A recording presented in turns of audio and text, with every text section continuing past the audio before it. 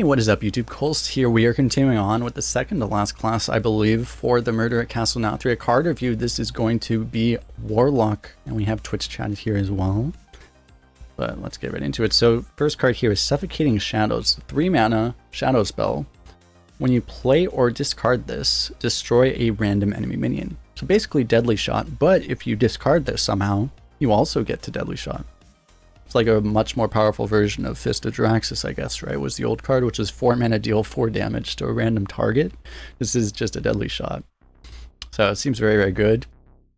Deadly Shot's not like a crazy good card. There probably just aren't going to realistically be that many ways to, like, especially not targeted discard, right? So like, I don't know if this is going to be like insanely strong, but it's a good card. You'll pick it a lot, especially if you need a hard removal. Without any synergy, it's still Deadly Shot. You just take it. But the next one we have here is Lady Darkfane. It's a 5 mana 3/6 legendary. Battlecry, summon 2/2/1 shades. Each gains a death rattle to cast your last shadow spell. You know what that would be really good with? That would be really good if you just cast a shadow spell that destroys a random enemy minion. That seems pretty good. There are some weird ones with this though, because like, I mean, if it's like Siphon Soul, for example, then it might destroy your own board, right? That seems kind of bad because Siphon Soul can target your own minions. So this could be awkward sometimes.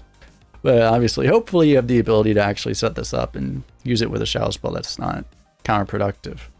Even in the worst case scenario, I mean, a 5 mana 3/6 that summons 2/2/1s, that's just a lot of stats. So you can pick this. This might be a decent legendary pick, even with no synergy at all, or if you just don't have the synergy yet. As long as you don't, you know, yeah, as long as you're not casting double Twisting Nether. Hey, sometimes you might want a Twisting Nether and then just ping off more coil your own guy just to cast another Twisting Nether. Could be good. But yeah, usually it's like, can be bad, but usually you should be able to do something good with this, even if it's just playing it for stats. So it seems like a good card. Next up we have Shadowborn. It's a 3 mana common, 3/3 beast, death rattle. Reduce the cost of highest cost shadow spell in your hand by 3. Wouldn't that be nice to make your Deadly Shot cost 0? Wouldn't it be nice to make your Siphon Soul cost 2? Pretty good. I mean, in the worst case, if you don't have any shadow spells, it's a 3 mana 3/3, which is not good, but you usually have a couple shadow spells in Warlock. In Arena, you usually have a couple. It's a fair enough chance you'll get this to work, and if it works, it's very nice. The cost reduction is almost always relevant in Warlock, because even if you run out cards, you just get to tap, and then maybe that means you get to play your tapped card, right? So it's like, it's very good to cheat mana in Warlock. It's just very good. Obviously, draft it lower if you don't have shadow spells, but it's usually gonna be pretty good. Talking about shadow spells, that'd be good to cast off of this other stuff though. This is Shadow Waltz, 5 mana shadow spell. Summon a 3/5 shadow with taunt. If a minion died this turn, summon another. That's if a minion died. It could be your minion, it could be their minion. If you have a minion on board, if you value trade, then you get 2 3/5 taunts for 5 mana. So obviously 1 3/5 taunt is not worth 5 mana. It's worth 4 mana actually. And it wouldn't even be a great use of 4 mana, but Senjin's crying in the corner. But yeah, you just have to be able to kill 1 minion. And even if you can't play this on curve, you can always use a removal and then combo this. Usually when you're playing Warlock, you probably should have things on board anyway that you can trade off. So yeah, it's like, even if you don't hit this on curve, it's still going to be good, even if it's a turn late. So just a lot of stats and a lot of taunt, and taunt's very good in Warlock. So very, very good card. Next up is Tome Tampering. This seems like a meme card. 3 mana epic spell. Shuffle 1 cost copies of cards in your hand into your deck, then discard your hand. So note that this says discard your hand. Does not say draw cards equal to your hand or something like that. It's just discard your hand. So you have to, like, I don't know, unless you have some way to draw on board already, which there aren't even that many ways to do that. You have to like tap and then just, I don't know, hope that you draw 1 cost copies of the card, but then if they weren't that big anyway, then it's not even that good, even if you draw 1 immediately, because you spent 5 mana to do this and tap. And I don't know, like, it's just it's weird to even, it's hard to even think of how you can even possibly pull this off in a reasonable way. Obviously you could get a bunch of like 1 cost late game cards, but if you're drafting a bunch of late game cards, you're gonna die as Warlock. So I don't know, this is like probably damn near unpickable, so you should probably never take it unless you are looking to meme out of your mind. Next up, we have Impending Catastrophe, 2-mana shadow spell, epic. Draw a card, repeat for each imp you control. So if you somehow could play this, if you could guarantee you drew this somehow after playing the last card, could be pretty cool. After you have imps also somehow, I don't even know how you do this. So there are things that can make this good, because there's like Imp Swarm, which is 3 mana, summon 4 imps for 1 mana, or for 3 mana, summon 4 imps. So then that turns this into 2 mana, draw 4. And there are other Imp Synergy cards. There are multiple Imp Synergy cards in the set. They're pushing some kind of Imp deck into Standard, which will also probably break Wild, which will be hilarious. Oh, it is actually draw 5, that is true, because it is 2 mana draw card. Actually, no, that makes it a lot better. Because, I mean, it's at the very worst case, it's always a free life tap. Reduces options from your hand, but I guess it's never bad then. Actually, that makes it like reasonably pickable. You still wouldn't draft this almost ever unless you actually had Imp Synergy, but that makes it not unpickable. It makes it automatically better than any bad card, basically, because it's always a free life tap. So yeah, that actually makes this pretty good overall. Obviously a lot better if you have imps, but never unpickable. Next one we have here is Flustered Librarian. 1 mana 1/3, has +1 attack for each imp you control. So a 1 mana 1/3 in Warlock is pretty good. It's a decent 1-drop. It's probably worse than a 1/1 Death Rattle 1/1. Still good, and obviously there are ways you can play Imp Swarm or something. Wait, Imp Swarm, I'm talking about the wrong card. Imp Swarm is the 2 mana one. What's the one that's, there's ways to get imps, so this can have some pretty significant upside. Yeah, Fiendish Circle is the other one.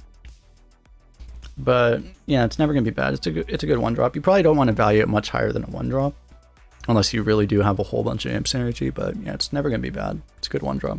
Next one we have here is Vile Library. 2 mana, 2 durability, location. Give a friendly minion +1/+1, repeat for each imp you control.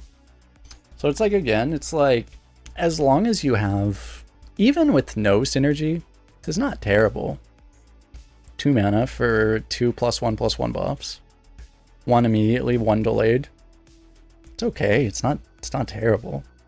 It's not great. You wouldn't really want it, but it's not terrible. And obviously if you get a whole bunch of imps, you play this on 2, you play Fiendish Circle on 3, suddenly your Fiendish Circle, one of the imps is really, really big. What, it becomes like a 6/6 then, right? So it's +5/+5. So yeah, a lot of upside.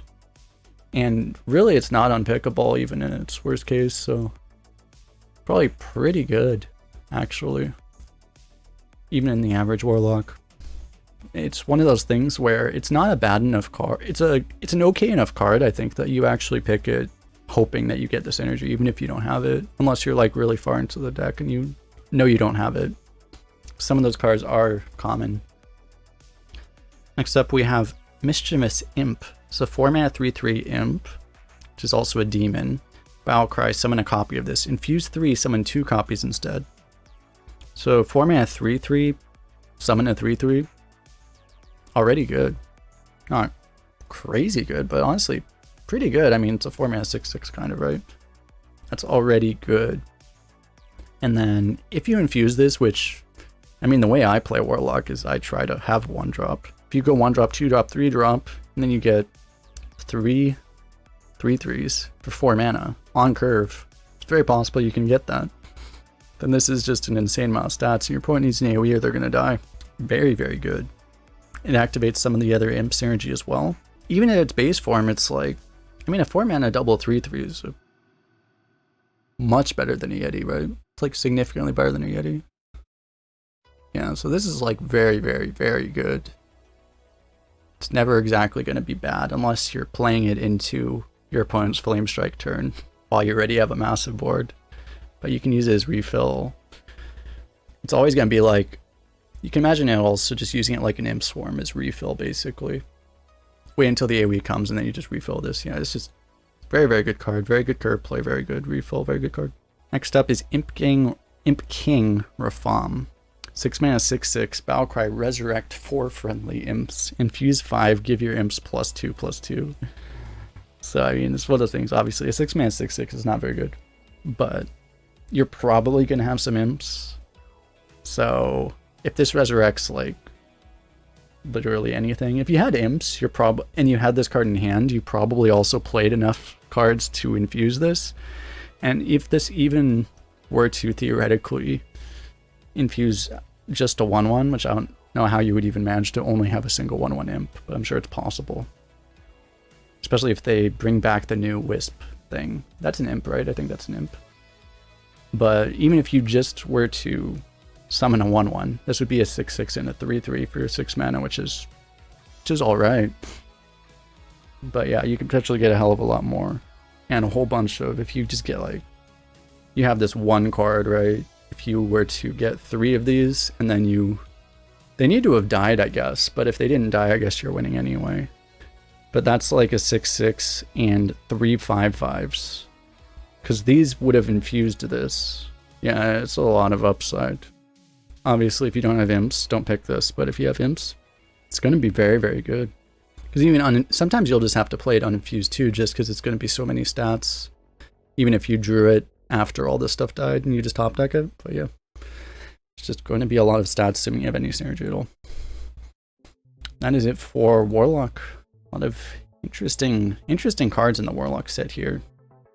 But yeah, overall I guess it seems pretty good, except for the one card which was completely unpickable. But yeah, that is it for this review. We are just the last one left. The last one is Warrior. So thanks a lot for hanging out, everyone in Twitch and YouTube again. See you guys in the next one. Like, subscribe, comment, all of these things. Bye-bye.